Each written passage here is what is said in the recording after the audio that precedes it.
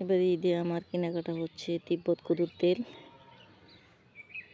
সাথে সানমাস্ক।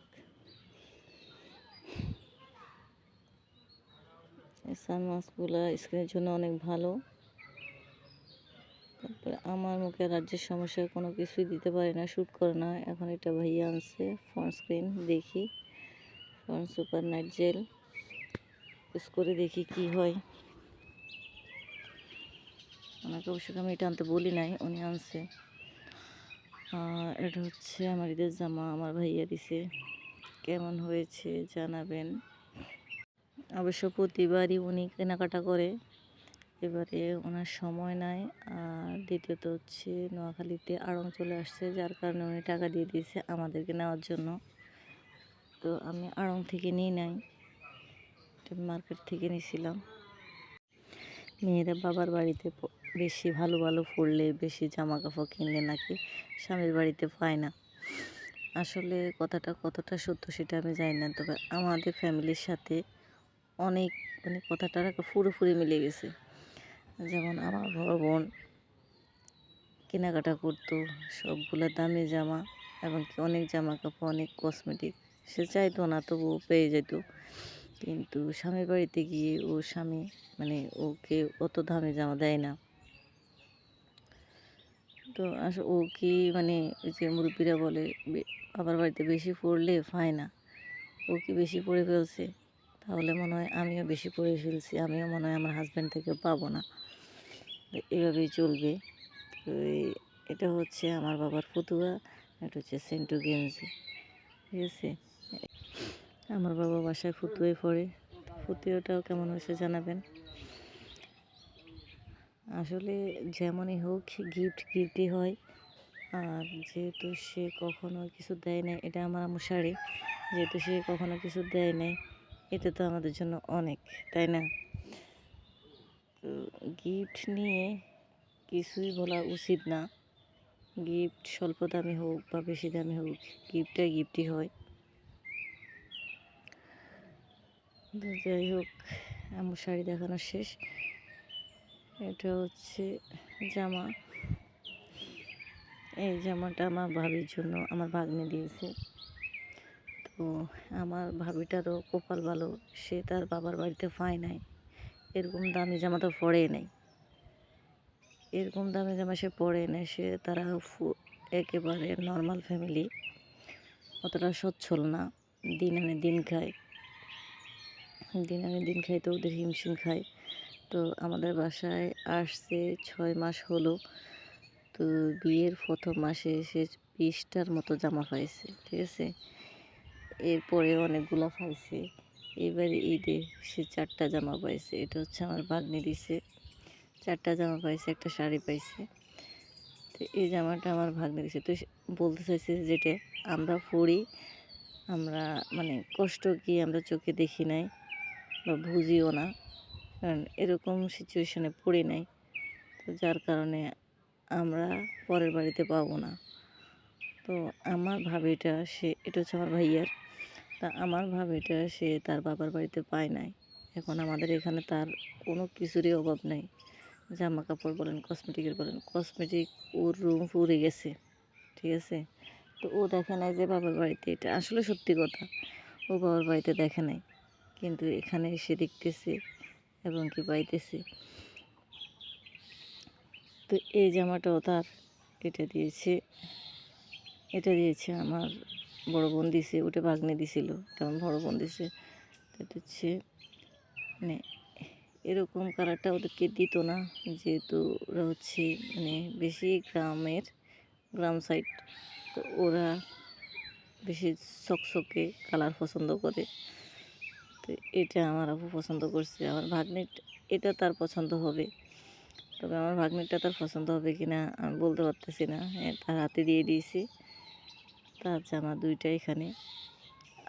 আরও একটা আমার মেজো আপু দিছে, আরও 2টা জামা দিছে, মোট 4টা, আর একটা শাড়ি আমার ভাইয়া কিনে দিছে, মোট 5টা। দেখেন ওর কপালটা কেমন ভালো, দেখছেন। কিন্তু ও বাবার বাড়িতে অনেক কষ্ট করছে। তা আমার আম্মু যে বলে আসলে এটা ঠিক। তো যে বাবার বাড়িতে সুখ করে সে স্বামীর বাড়িতে কষ্ট করে, ঠিক আছে। তো আমাদের লাইফের সাথে এটা মিলে গেছে। আমার বোন মানে কিছু চাইলেও তার হাজব্যান্ড দেয় না, কিপটে টাইপের। মানে কেন যে টাকাগুলো রাখতেছে, সে মরে গেলে কে খাবে, ঠিক আছে। তো এটা যার কথা বলতেছে সে কিন্তু আমার বড় দুলাভাই না, আমার মেজো দুলাভাইয়ের কথা বলতেছে, খুবই কিপটে টাইপের। তো এটা হচ্ছে আমার বড় আফুর যা দিয়েছে আমার আম্মুর জন্য। আমার বড় আফুর যা এটা প্রতি বছরই আম্মুকে শাড়ি দেয়, এবারও দিছে এই শাড়িটা। প্রথম যেটা দেখাচ্ছে ওইটা আমার বড় আফু দিছে, এটা দিছে বড় আফু যা দিছে। তো কাপড়টা কেমন হয়েছে আপনারা বলবেন।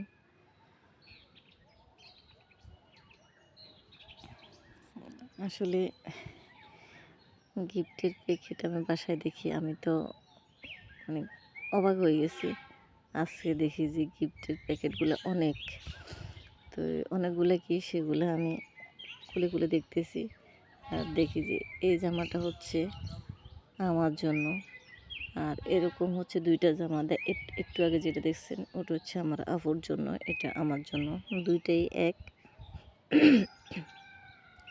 মানে দুলাভাই জামা দিছে, অন্য কালারে দেয় না, যেন কারো একজনের পছন্দ হবে একজনের হবে না। লাইফে কখনো না দিলে কি হয়েছে, এখান দিয়ে কিন্তু সে তার চোখটা সমান ছিল যে একজনের পছন্দ হবে একজনের হবে না, তা হবে না, তা হবে না, যার কারণে সে দুইটাই একই কোয়ালিটি দিয়ে ফেলছে। এগুলো নর্মাল বাসায় পরার জন্য, তাও এটা হচ্ছে গিফট, ঠিক আছে না। আমার থেকে অনেক খুশি লাগতেছে, আমার লাইফে ফার্স্ট আমি গিফট পাইলাম। কার থেকে কেমন লাগে গিফট পাইলে জানি না, তবে আমার এই ফার্স্ট অনুভূতি আমার থেকে অনেক ভালো লাগতেছে। সেই সাথে আমার ভাবি তো অনেক খুশি, সে এবারে 5টা পাইছে, 4টা গিফট, এক 5টাই গিফটের আমার ছোটো ভাইয়ের শাড়ি দিছে। আর এই যে জামাটা দেখতেছেন, আমার ভাবি তো প্রায় 30টার মতো জামা কাপড় সিলানি শেষ, সবগুলো আমার হাতেই সেলাই করা হয়েছে। মানে আমি আবার টেলার কাজ করি না, আমি টেলার কাছে নিয়ে দিছি, সিলেছি। তো এই জামাটা তার কি মনে হইলো জানি না, নাকি আমার ভাইয়া বলছে যেহেতু মানে আমার হাতে দিয়ে সেলাই করে আনি আমাকে দেওয়ার জন্য, আমি জানি না, আমার ভাবি এটা আমাকে দিল। তা আমি প্রথম নিতে চাই নাই, পরে আমার বড় আপু বলতেছে যে তুই দিতেছে, তুই ছোটো ননদ নিয়ে ফেল, তা আমি ওইটা নিয়ে ফেলছি। তো এই যে জামাটা কেমন হয়েছে জানাবেন অবশ্যই। জামা এগুলো ভালো, সবগুলো জামাই সুন্দর। সেও মনে হয় আমার মতো লাইফে ফার্স্ট এত জামা পাইছে, এত কিছু পাইছে। অবশ্য আমার লাইফে কোনো কিছুরই অভাব নাই, আল্লাহ তাআলার কাছে লাখো কোটি শুকরিয়া। আল্লাহ সব কিছুই দিছে, কোনো অভাব রাখে নাই। তো শুধু এই একটা অভাব ছিল যে আমার 2টা বোনের জামাই সরকারি জব করে, কখনো দেয় নাই, গিফট পায় নাই, এটা খারাপ লাগতো। তবে এবারে খারাপ লাগে নাই, এবারে মানে অন্যরকম একটা ফিলিংস হইতেছে। এটা হচ্ছে আমার মেজো আপুর জামাই গিফট করছে এবারে ঈদে, এটা আমার বোনের জন্য। সে মেজো আপুর জামাইয়ের কথা বলতেছি, মানে সে এত কিপটা, তার জায়গা জমি টাকা পয়সার অভাব নাই, সরকারি জব করে, এবারে বেতন বোনাস বৈশাখী ভাতা সব একসাথে পাই গেছে, কিন্তু তাও তার হাত থেকে টাকা বের হয় না। কি এক মানুষ, না নিজের ছেলে মেয়ের জন্য, না নিজের বইয়ের জন্য, ঠিক আছে। যদিও দিবে মানে খুব কম বাজেটে দিবে সে, এটা হচ্ছে আমার। তো যাই হোক, সে যেটাও দিছে, আমার বোন বলতেছে এটা যে দিছে সে এটাও অনেক। আমি তো তাকে বলি নাই যে আমার বোনের জন্য দাও, মা আমার একটা মাত্র ছোটো বোন তাকে দাও, আমি বলি নাই। সে এটা দিছে যেন অনেক।